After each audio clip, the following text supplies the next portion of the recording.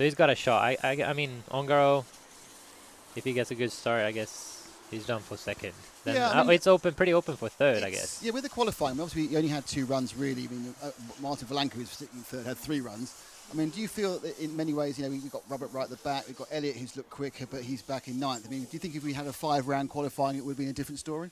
Yes, of course. I mean, we only had 2 rounds this day that all the top drivers had to perform well in both rounds. So if you had a crash or so, you would be a couple of spots down the list, and that's what happened to Elliott, Robert, and Bruno as well. So we'll see what happens. But Elliott and Bruno look fast. They just need to make it by a couple of cars, and I think they can challenge that 3rd position on the podium if Ongaro, I guess he's already gone. He's already gone. Yes. So he's got a great start. Ongaro behind him is Valanka. The loser at that first one was Bjorn Neumann, who was upside down on turn 3.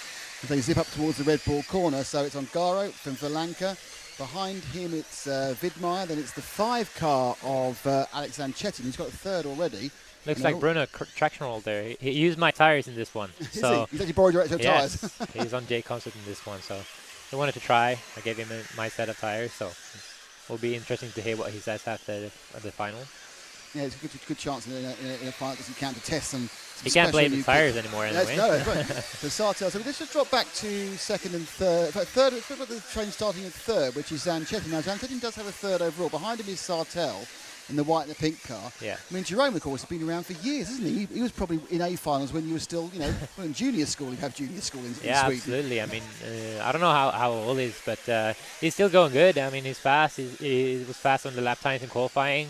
Of course, he made that first round, which we didn't, so he got a good amount of points there as well. But I mean, it was all up to you if you wanted to run that first one. But I decided not to because I thought 5 minutes of running and 6 hours of work wasn't worth it. So I gambled a little bit, but it played out well in the end, and I'm happy I did. So it's going quite well at the moment for Valanka, who's currently in 2nd behind Ongaro, who leads. Ongaro's leads only about a 1.5 seconds. He's not really aced away as you might expect him to be. Alex Zanchetin in 3rd. So interestingly, it's 3 white body shells, 1, 2, and 3.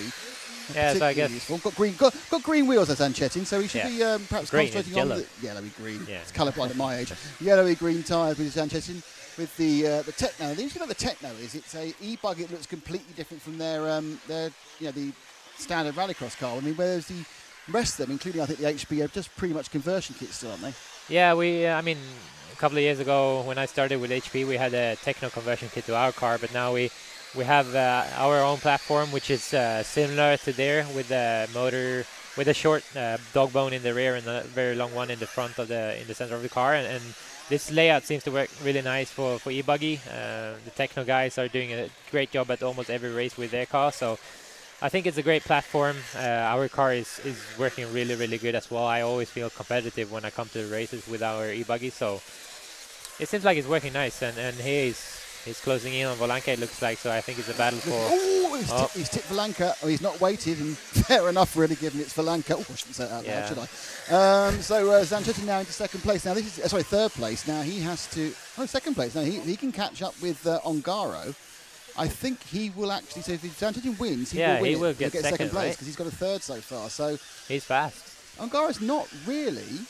I know whether Ongaro's kind of relaxing within himself, but he's not really... I thought he'd just disappear without the pressure of chasing you. You can just kind of relax in front, but perhaps the basic pace and the associated isn't there, or as the track has changed and the tyres. But Zanchetin goes over we call it the Billy Goat Bridge, and underneath the Troll Tunnel, if you know your mythology or your fairy tales. We just have we look at now. We're looking at Ongaro at the moment. Just drop back one to Zanchetin on the yellow wheels. James, look at the cars coming in. I mean, looking at the track here. I mean, this just looks so quick. When you come down the main straight, you're braking, turning. The cars look really, really fast. Are they actually going faster than a nitro car would go there, or is it just an impression you get from the way they're moving? No, I think it's a very fast section of the track, and I really like this part of the track. It's the whole end of the straightaway and up to that 180 on the top. Coming back is probably the best part of the track, I think.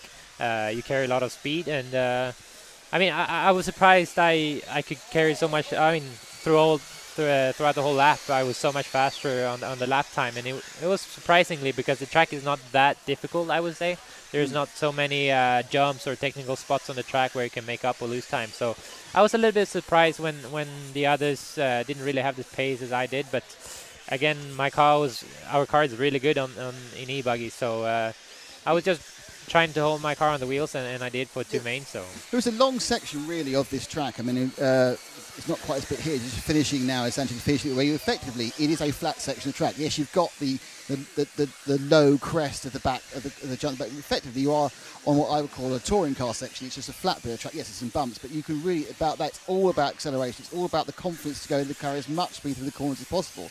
And that must be, obviously it's a function of being a marvellous driver, but that's much more a function of the chassis of the car and the tyre grip, because the skill, I always think, is actually, piloting the car around the complicated bits, which is the jumps and everything else. Just going fast around corners. Do you think that's a skill itself, or is it just about setup and experience? I mean, of course. You see on the on-road races, you need to be. You can have a fast line, you can have a bad line, which is slower out there, but it's important to carry the speed, as you said, through the corners here. You can't stop too much in the middle of the corner. It's important to carry that speed throughout the corners, and the track only has 2 really slow corners, which is the 180 here on the top after the straight and after the bridge over this first hump here. Where we are now, yeah. But you said you had the carpet on, then they took the carpet off again, as it constantly changed the whole way down. Zanchetin actually is beginning to catch up with Ongaro. He had made a mistake and dropped a bit. Now with just over halfway, the 6 minutes down, 4 to go. Zanchetin has gained a couple of tenths the previous lap. It was 2.0 this time round. It goes down to 1.7. So he's picking up 3 tenths. So possibly by the end, if there's no problem, Zanchetin will pick up, I think, the back of Ongaro, and that will be an actual battle for the second place on the podium, or second and third place on the podium, obviously. Just behind them now, Bruno Coelho's finally got his act together and is in third. I think a lot of these tyres are working. It's the tyres, but I think a lot of them, certainly Coelho and Boots, have had issues about starting 8th or 9th, and they've not been able to get into a rhythm for 6 or 7 laps. And by then, it's all over, isn't it? I mean, obviously. This is the thing, is e-buggy. Whilst the car's the same, unlike the 45 minutes you get in a nitro final, grid position is really important, isn't it? Yeah, of course. I mean, here you have pretty much a sprint race, I would say. So it's longer than the 10 scale races, which is 5 minutes, of course. But it's still hard to make up the time if you have a bad crash or coming together with some other driver in the start. Especially when you have to pass other cars as well. It costs you a lot of time, and if you have a fast guy up front that stays on the wheel, it's pretty much impossible to catch him. So that's the nice thing about Nitro. I think it's more of an endurance race. You need to have the package. You need to have the focus for a long run, and it's what's nice with Nitro. But I like e-buggy as well. I like the different classes, and I like to go in between them. So. I think the other thing about this track is there's not an awful lot of places where you're hanging on for dear life. And, certainly in Sweden, there's some parts of the track where you thought, well, this time I might make it through, next time I won't. Here, I think there's no real desperate. Oh, and it's all over because Zanchetin's fallen over and Coelho goes into second. So that's one accident. It's all well. So let's pick up with Bruno. He's very popular with the crowd. So Ongaro's on after the roof. Ongaro's in the roof as well. Is Bruno going to get through? Because Bruno could win this one. So it's Bruno for sure the tyres. In the origin with these fantastic new tyres. So Bruno now, after 2 mistakes, Zanchetin kicking himself because he made a mistake. Yeah, that was unfortunate. And then Ongaro made one. But Bruno now in the orange and white car with the X-Ray. Bruno Coelho from Portugal, the man who is in more European Championships than anybody else, and will be in a World Championship in 10 days' time as well in the 1/8 in France. Once again, is chasing down a chance of at least a leg win. I think that'll probably only make him 4th. I wouldn't think he'd even get top 3. I don't think he can get on the podium now. But as the Uznars are not looking at, look at Coelho now right up behind Ongaro. The race is still for the 3rd in the back, right? Absolutely pushing like anything. But look at that, 1st and 2nd right together now as we have a minute and 23 to go. Ongaro has been out on his own for the whole time and had made one mistake which managed to get Coelho, as he pushed through. I can see Coelho having a massive phone call to Jason Rauner at the end of this one. Yeah, we'll see. I don't know. But he's now absolutely... They come round the top corner for the 2 laps after this, and Coelho right behind Ongaro, and Ongaro holding on full speed. They break up now onto the Red Bull corner and struck down over the triple.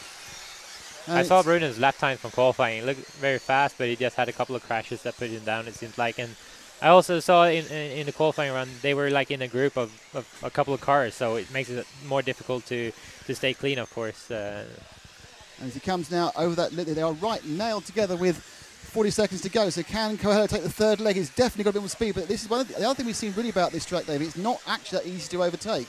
No, to get it's a clean not. overtake is really hard. It's pretty Maybe much he's gonna single make line. the Bayer right here on the bridge. Yes, just go for it. Next lap, maybe. And you look at the inside as he goes round through the X-carpet corner, and they hop up again. In fact, a little bit of confusion round, I think, Karel Novotny's car, I think it was. It just lost a bit of seconds there for him. And we've got 11 seconds. I think they will get another lap, but he's lost quite a bit of time there. So fast. Yeah, that was important time right there. So fast over the large-scale jump. He comes round now. It looks like it's going to be a lights to flag victory for David Ongaro. It's not going to tell the whole story, though, it has to be said. It's going to say that he's not going to realise the challenge he had in the end. Oh!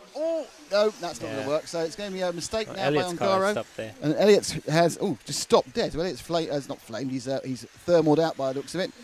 And it's just 3 more corners to go, and Ongaro will take the third leg, and he will become the runner-up. So David Ongaro is runner-up, and it's going to be Zacatine, right? The resting third again. And Zacatine with third, so he should be third overall. Yeah. Coelho will probably come fourth, and you won. Well done. Thank you.